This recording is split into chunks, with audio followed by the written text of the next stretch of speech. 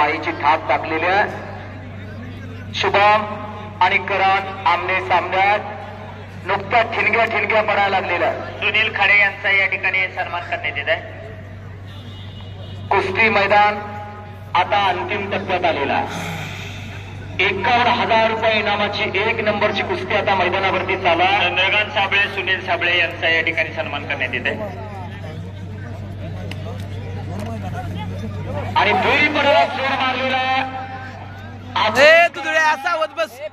करण मिसाळ आणि कलाज लावण्याचा प्रयत्न शुभम दुधाळ. वाघाच्या काळजाला 2 पोरं लढायला लागलेला